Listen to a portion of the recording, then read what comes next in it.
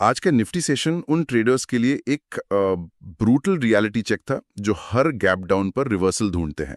Welcome to today's deep dive. हाँ बिल्कुल। और आज के इस डीप डाइव में हम purely charts, option chain data और मार्केट इंटरनल्स पर फोकस कर रहे हैं। राइट। एक तरह से हमारा मिशन सिंपल है, मतलब ये डिकोड करना कि एक्चुअली रिटेल ट्रेडर्स आज कहाँ और क्यों ट्रैप हुए। एग्जैक्टली तो बिना नंबर्स को ओवर कॉम्प्लिकेट किए अगर बिग पिक्चर देखें तो निफ्टी करीब 1717 पॉइंट्स गैप डाउन ओपन हुआ था।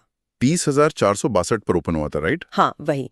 और डे हाई ओपन होते ही बना 23,472 का और तुरंत फेल हो गया।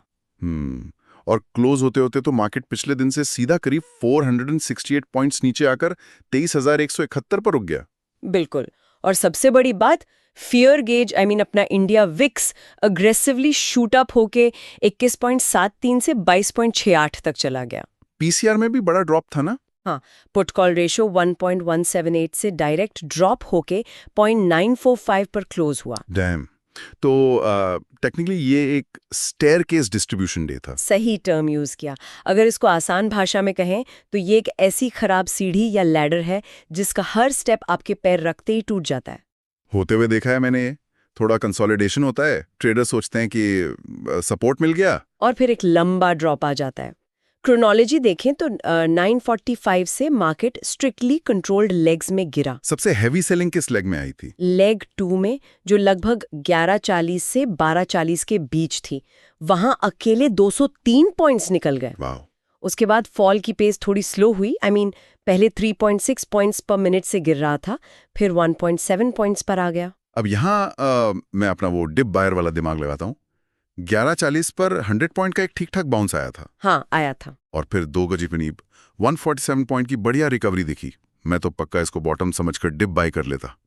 वहां ट्रैप कैसे डिटेक्ट करना था? वही तो साइकोलॉजी का मेन खेल है। मैं समझाती हूँ। 1140 वाला मूव सिर्फ एक कंसोलिडेशन ट्रैप था। मतलब मार्केट बस सांस ले रहा था अगले फॉल से पहले। एग्जैक्टली और जो 2 बजे वाला मूव था वो एक क्लासिक डेड कैट बाउंस था। राइट। क्योंकि जब मार्केट इतनी तेजी से गिरता है तो थोड़ी देर के लिए आर्टिफिशियली बाउंस करता है।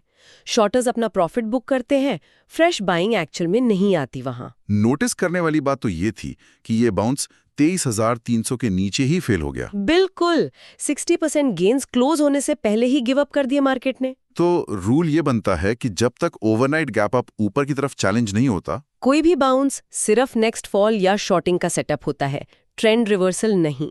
Make sense. प्राइस एक्शन तो क्लियर है, पर जब ये सब चल रहा था तब ऑप्शंस डेटा क्या स्टोरी बता रहा था? ऑप्शंस डेटा का तो अलग ही सीन था आज। मुझे याद है 23,500 की स्ट्राइक पर एक मैसिव शिफ्ट आया था। वो ओआई डेटा एक क्रम्बलिंग फोर्ट्रेस जैसा दिख रहा था। बिल्कुल वैसा ही था। वहां पुट टू कॉल रेशियो, जिसे हम PECE रेशियो कहते हैं, वो 2.52 से क्रैश होकर सीधा 0.34 हो गया।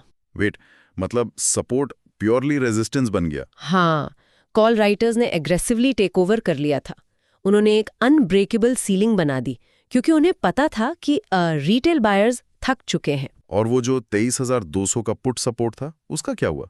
वो भी इरोड होकर बिल्कुल न्यूट्रल रह गया, अराउंड 0.99 पर। तो फ्लोर कहाँ बचा था गिरते मार्केट में? दिन के एंड तक तो सिर्फ 23,000 की एक आखिरी दीवार बची थी, जहां पुट राइटर्स हिम्मत करके खड़े थे। जब ये सपोर्ट वॉल्स ऐसे क्रम्बल कर रही थी, तब पीसीआर और विक्स ने क्या कहानी बताई? क्योंकि पीसीआर पहले क्रैश हुआ था। हाँ, पहले पीसीआर शार्पली 0.747 तक गिरा था क्योंकि पुट राइटर्स पैनिक में अपनी पोजीशंस काट रहे थे। पर लेट सेशन में वो 0.945 तक वापस रिकवर भी तो हुआ। राइट, पर वो कोई मार्केट स्ट्रेंथ नहीं थी। वो प्योरली वीकेंड रिस्क के डर से डाउनसाइड हेजिंग हो रही थी। अच्छा, मतलब मंडे के गैप डाउन से डरकर लोग पुट्स बाय कर रहे थे। एग्जैक्टली पुट्स बाय कर रहे थे पोर्टफोलियोज बचाने के लिए।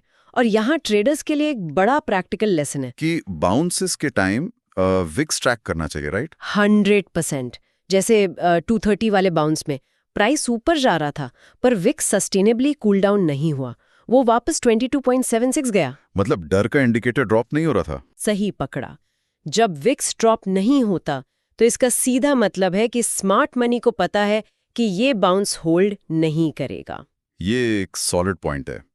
तो अब इन सब डेटा के हिसाब से मंडे मार्च 16 के लिए क्या सेटअप बन रहा है? देखो, अगर फ्राइडे का लो मतलब 23,112 टूटता है तो मार्केट डायरेक्ट 23,000 वाले स्ट्रॉन्ग पीई सपोर्ट पर लीन करेगा। और रीबाउंड के लिए मेजर रेजिस्टेंस कहाँ है? ऊपर की तरफ 23,259 और 23,350 मेजर हर्डल्स रहेंगे और 23,350 एक्चुअली एक मैक्स पेन लेवल भी बन चुका है। Got it.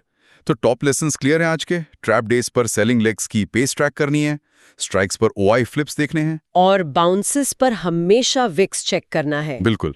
पर जाने से पहले एक इंट्रीगिंग थॉट देता हूं। अगर लेट सेशन में इतनी हैवी डाउनसाइड हेजिंग हुई है वीकेंड फियर की वजह से, हाँ, तो अगर मंडे को ग्लोबल मार्केट्स फ्लैट खुल गए तो क्या ये हेवीली हेज्ड बेयर्स पैनिक में आकर कवर करना शुरू करेंगे? ओह, और उससे एक massive short covering rally trigger हो सकती है। एग्जैक्टली। ये सोचने वाली बात है।